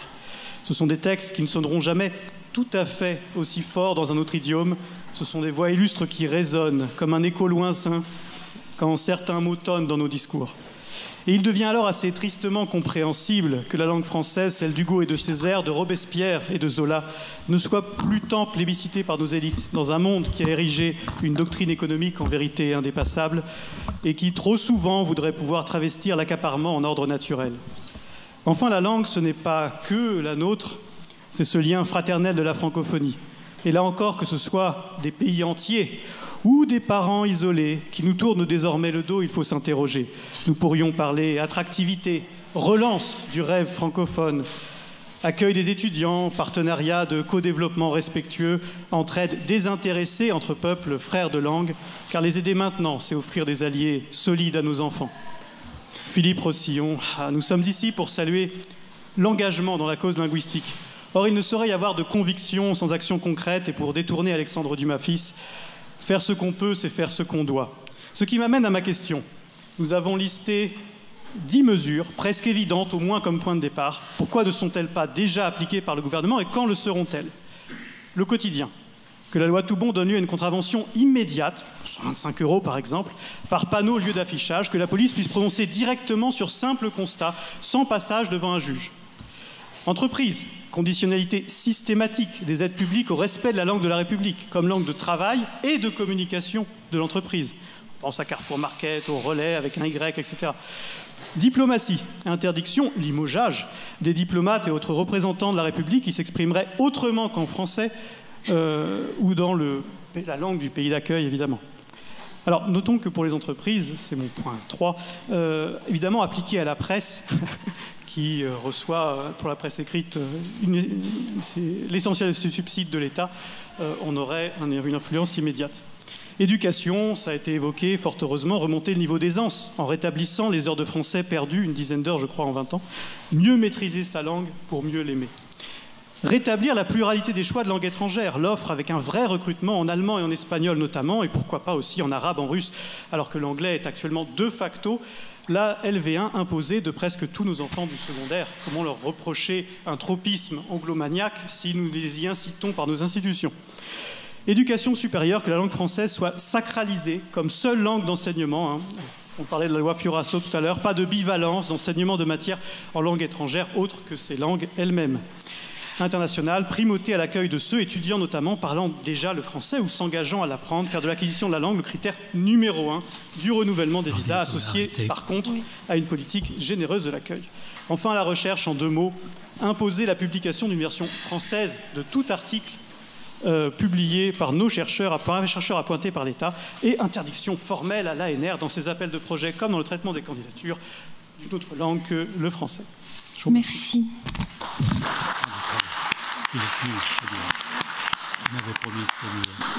Je remercie notre ami Mathieu Varnier. Il y a un deuxième interpellant, alors très bref, celui-ci il me l'a promis, c'est notre ami Nicolas Dupont-Aignan, qui nous a fait l'honneur de venir ce soir. Il est l'un des rares parlementaires, mais il y a d'anciens parlementaires qui sont ici. On a cité Jacques Legendre tout à l'heure. Il a même été ministre, Jacques Legendre. Il n'a pas été ancien, il est ancien, ou il a été ministre, pardon. Excusez-moi de me corriger. Mais Nicolas Dupont-Aignan, maintenant vous avez vraiment 2 minutes. J'ai compris, cher ambassadeur. Parce que vous m'avez appelé 3 fois pour me dire que je n'aurais pas eu une seconde de plus. Que vous avez voulu. Donc, en 2 minutes, vous parlez d'un sujet aussi grave. D'abord, vous remercier à tous de l'organisation de ce colloque exemplaire. La langue de la République est le français. Cela dépasse tous les clivages. Je peux signer votre texte dès demain. J'essaie très modestement d'animer avec d'autres un groupe de parlementaires pour que l'on puisse réviser la loi Toubon en liaison avec le professeur Gohin et tous ceux de vos associations. Nous vivons un paradoxe insupportable, en tout cas pour moi. C'est d'un côté la vitalité de la langue française, sa vitalité dans notre pays et sa vitalité dans les pays francophones. Et le dédain de l'oligarchie qui nous dirige pour cette langue. Et je vais vous raconter 2 anecdotes qui symbolisent tout. Ma fille était à New York pour le 14 juillet, à Central Park. Le consulat de France organise le 14 juillet et le consul de France s'exprime en anglais devant une foule de Français. Bizarre. Moi, j'ai assisté à une scène extravagante. Le PDG d'Air France, qui n'était pas le Canadien, qui était un bon Français, si je puis dire, en Afrique, dans une capitale africaine, un déjeuner pour l'inauguration d'une ligne, j'y étais, qui commence son discours en anglais. Président d'Air France, j'étais à la table de ministres africains qui me disent « Mais à quoi ça sert que nous, Africains, nous parlions votre langue, puisque vous-même, elle vous dégoûte ?» Je pourrais parler de la commission de Bruxelles qui envoie ses ordres en anglais, je pourrais parler des hauts fonctionnaires des finances qui écrivent maintenant en anglais, directement. Bref, donc moi, c'est tout.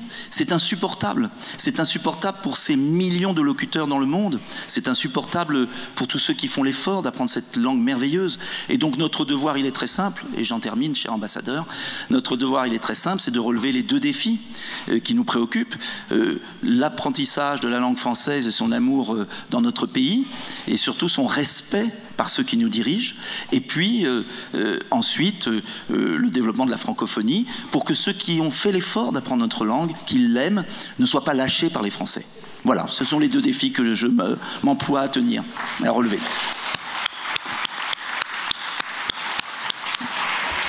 Merci, et merci d'avoir aussi respecté le temps pour les autres qui doivent s'exprimer. Je vais le respecter aussi, ce temps, pour un 3e interpellant qui était prévu effectivement, et qui est monsieur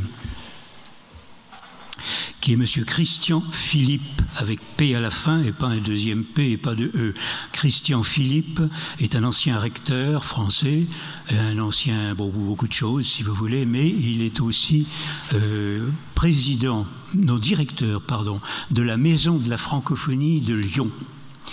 Et il est à ce titre aussi coordonnateur de l'ensemble des maisons de la francophonie qui existent ailleurs, en dehors de la France. Alors, il a été pris par vraiment un empêchement sérieux. Il m'a demandé de lire son texte. Je le raccourcis parce que bon, ça n'aurait pas été tenu dans nos critères. Alors, il commence par déplorer, donc je ne vous dis pas tout ça, ce qui se passe en France, ce qui se passe ailleurs, etc. Et puis en Europe notamment, il fait le lien entre les deux et il pose la question comment les Français peuvent-ils se sentir français et européens quand l'Europe veut ignorer leur langue. Voilà, alors ça fait allusion à des tas de choses, à Madame Ursula von der Leyen et aux autres, et aux Français, aux propres Français. Alors, il propose, lui, des choses concrètes aussi, comme l'a fait notre ami tout à l'heure. Il est temps de réagir. Quelques actions prioritaires nous paraissent indispensables. Premièrement, nommer un ministre délégué auprès du Premier ministre. C'était déjà le cas au temps de Roussillon. Lorsque le Haut Comité a été créé, ça a été créé auprès de Matignon, du Premier ministre, Pompidou sous De Gaulle. Et puis ensuite... Et ça a très vite été relégué, pardon, excusez-moi pour le terme, excusez-moi aussi pour le représentant du ministère de la Culture et la délégation générale de la langue française, mais relégué, pardon, au ministère de la Culture et de la Communication. La langue française, c'est un élément fondamental, ça doit être là, c'est ce que notre intervenant, notre interpellant nous dit.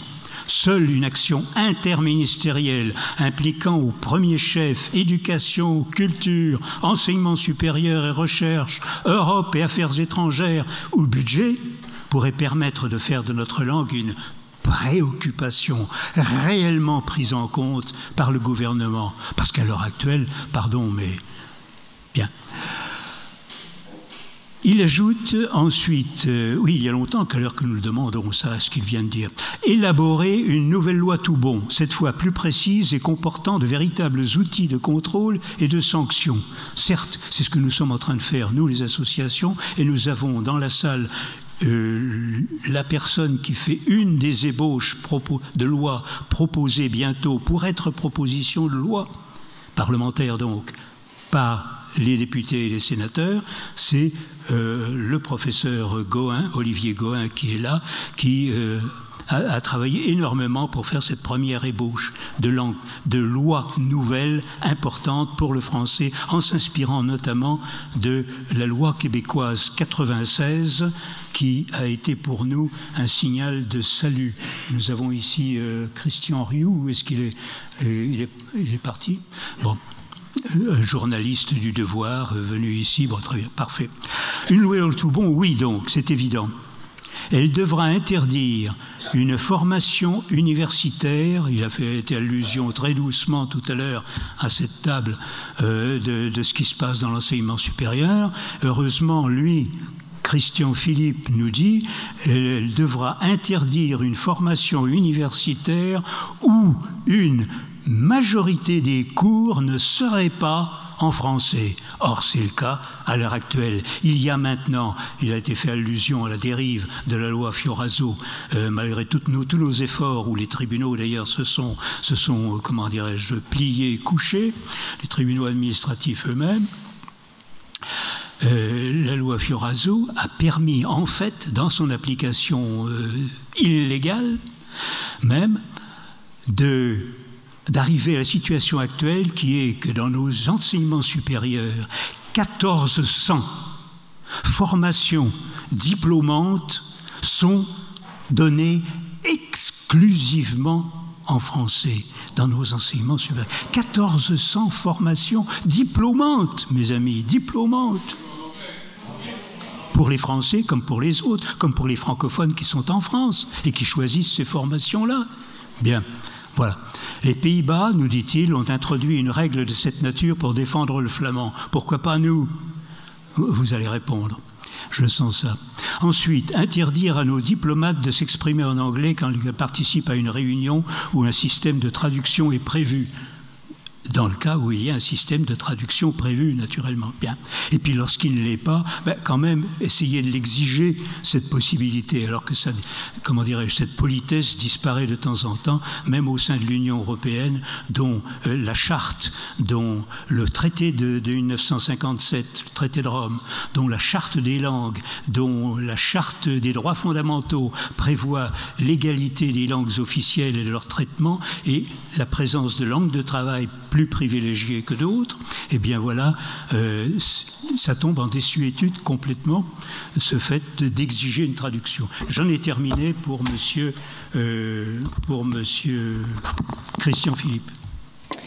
Merci beaucoup. Alors maintenant, eh bien, c'est à vous, la salle, de lever le doigt. Vos questions. On a 3 minutes de questions. 2 minutes par personne. Non, on a 30 secondes par personne, donc les questions sont très courtes. Oui. Pour les questions, d'accord. On va prendre une question là-bas, et je pense que on va peut-être prendre 2 questions, et puis après, on doit vraiment libérer l'amphi à 21h, donc... Je m'attendais. Ah, excusez-moi. Alors, il y a le monsieur d'abord et après, voilà. Quelques minutes. Helios Jaime, il est argentin. Il est un scientifique depuis une trentaine d'années en France. C'est bien ça, Helios? Oui, c'est cela, monsieur. Exact. Enfin, très autre. Et je pense, et justement, reprenant vos paroles, monsieur Saloum, et concernant le danger actuel subi par la France, la langue française et la francophonie, que les derniers événements en Afrique sont publics. Et je pense que peut-être il faudrait ouvrir de nouveaux horizons, sans négliger les précédents, certes. Et ces nouveaux horizons peuvent être représentés par l'Amérique. Quand je parle de l'Amérique, attention, je ne parle pas des États-Unis. Je parle du continent américain, car je ne vois pas pourquoi un seul pays qui a été, et comme vous savez bien l'histoire, a été important bien plus tard que d'autres pays de l'Amérique proprement dite. Je parle, bref, du Brésil et de l'Argentine. Et 14% des alliances françaises se trouvent en Amérique du Nord, y compris le Canada, mais 24 en Amérique du Sud. Et la tête se trouve en Argentine avec 75 alliances françaises. Même dans les petits bourgs de la Pampa, de la Grande Prairie, cher monsieur, il va falloir... Voilà. Donc je pense qu'il faudrait ouvrir un nouvel horizon concernant l'Amérique du Sud. Très bien, voilà. Merci. Merci, monsieur Helios Jaime. Merci. On va prendre une question de 30 secondes avant de conclure. Oui, bonjour. Est-ce que vous pensez que le développement de l'intelligence artificielle avec la traduction automatique qui permet d'avoir accès à toutes les publications scientifiques, à tous les textes de loi, à énormément de savoirs internationaux dans toutes les langues est une chance pour la francophonie ou est-ce que c'est une menace? Qui veut répondre? Vite, très vite. Kléber-Rossillon veut répondre très vite. Madame Khaled, elle veut répondre. Madame, je voudrais simplement dire qu'il a été rappelé que c'était une des préoccupations de mon père de la traduction automatique, et effectivement, dans son esprit, c'était le moyen de s'exprimer en français. Et aujourd'hui, on arrive, et c'est vraiment 2023, on arrive à la possibilité qu'un locuteur parle une langue, l'anglais, et que le texte sorte en français. On va arriver à ce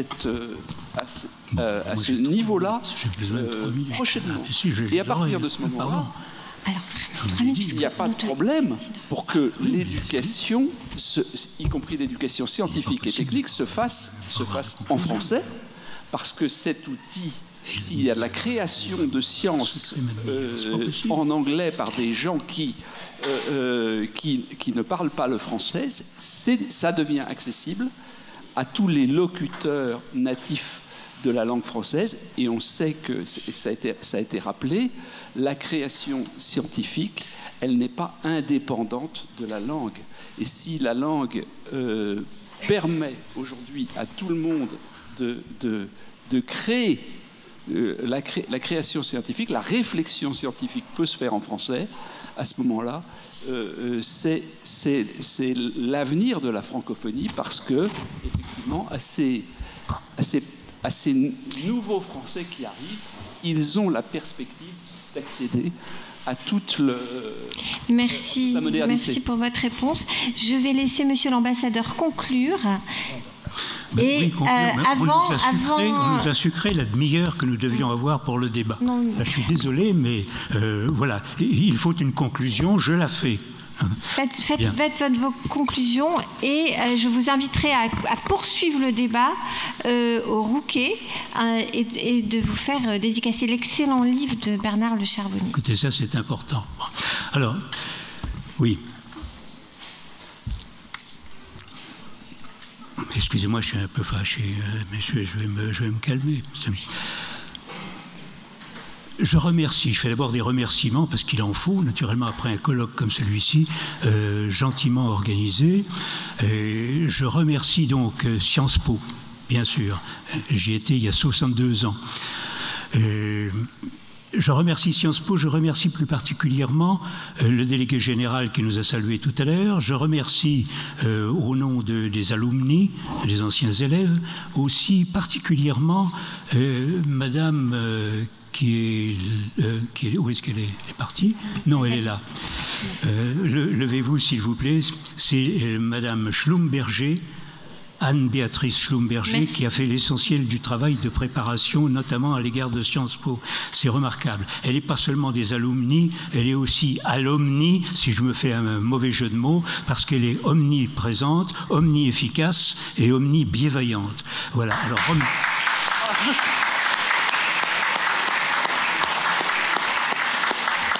merci aux intervenants, bien sûr, et encore que j'ai quelques doutes, mais merci à notre médiatrice ici, qui est impatiente de me voir terminer. Merci à tous les amis de Philippe Rossillon qui sont venus être là. Ils ont voulu être là pour l'hommage. Il y en a un certain nombre encore, des survivants, comme Yves Montenay, comme moi, qui aurait voulu vous parler de francophonie, de démographie, mais on n'a pas le temps, Yves, on n'a pas le temps, à cause de ça, de ce que je viens de dire. Ensuite, merci à tous les présents, bien sûr, et merci aux actuels élèves de Sciences Po qui se trouvent ici, parce que c'est surtout pour eux, finalement, en définitive, que nous voulions créer ce colloque, et je vous expliquerai les résultats que nous en avons tirés, à mon sens. Merci de leur intérêt manifeste. Alors, qu'avons-nous voulu faire dans ce colloque? Nous, les quelques organisateurs, qu'avons-nous voulu faire? Premièrement, il y a quelques points. Premièrement, mais ça va être rapide, rassurez-vous. Premièrement, accompagner du côté associatif l'inauguration le 19 octobre prochain de la Cité internationale de la francophonie dont on vous a parlé à cette table. Voilà, c'est nous qui l'avions créé, enfin c'est nous qui avons lancé le projet et nous l'avons lancé en 2001 et nous avons fini par le faire aboutir, et c'est M. Macron, il faut lui rendre cet hommage alors que par ailleurs nous regrettons beaucoup de choses en ce qui le concerne. C'est lui qui l'avait adopté, l'Élysée l'a adopté en 2017. Donc nous voulions marquer ça, nous l'avons fait par diverses choses, mais notamment par la publication du livre sur Rossillon, ce témoignage essentiel et ce colloque. Voilà, c'est fait. Deuxième point, nous avons voulu, en cette période où Villers-Cotterêts est une vitrine illuminée d'un vaste magasin dont les profondeurs sont très sombres. Nous voulions faire ce contraste. Nous avons voulu aussi vous tirer, exhumer de l'histoire, vous tirer quelque chose qui n'a... C'est l'histoire contemporaine, certes, mais personne n'en parle et personne n'en a parlé pendant très longtemps. À partir de 1974 et Giscard, ça a été, étouffé, occulté. C'est la partie de la grande époque De Gaulle-Pompidou, qui elle était une très grande époque. Elle l'a été aussi sur le plan du français et de la francophonie. Ça vous a été expliqué, ça vous a été montré, très bien, vous l'avez compris, c'est fait donc. Mais c'était très important de vouloir exhumer ça, parce que c'était une injustice historique terrible de ne pas le faire. Ensuite, nous avons voulu célébrer les acteurs, célébrer Philippe, mais célébrer aussi les autres. Il y a toute une bande autour de Philippe, une bande, je prends presque le terme dans toutes ses exceptions. Bernard Dorin, l'ambassadeur de France, est-ce que sa fille est là? J'aimerais la saluer. Elle devait... Oui. Elle est là. Merci Sophie, fille de Bernard Rossillon. C'était le Pollux de Castor. Vous savez, le couple Castor et Pollux, c'est le Pollux de Castor. Ils étaient les deux tout le temps ensemble à faire d'énormes coups et préparés, intelligemment préparés. Voilà. Alors, nous avons voulu célébrer ça. Il y aura aussi les Xavier Dognaud, Hubert Joly, Jean-Marc Léger. Nous vous informons que le bâtiment va fermer ses portes dans quelques minutes. Oui, bon, ben j'ai encore 2 minutes, donc il était à la fois Surcouf et Bonaparte. Bien, voilà, lisez son livre. Ensuite, nous avons voulu, par le fait des images, faire ressortir l'exceptionnelle coïncidence et coexistence entre l'État et la société civile. Nous avons montré ensuite que cette coïncidence-là n'existe plus aujourd'hui. L'État, eh bien malheureusement, je n'entre pas dans les détails, je n'ai pas le temps, mais il n'est plus là pour faire l'essentiel, c'est-à-dire la défense essentielle contre tout ce que vous savez, contre une sorte de grand remplacement en cours. Voilà. Eh bien, nous sommes les associations, nous sommes une résistance, elle existe, il y en a une, elle vous invite à la rejoindre. Elle fait des actions crédibles, on l'a montré aussi. Eh bien, retenez ça, et puis venez nous rejoindre dans nos associations de combat. Et quittons-nous sur un grand salut et fraternité.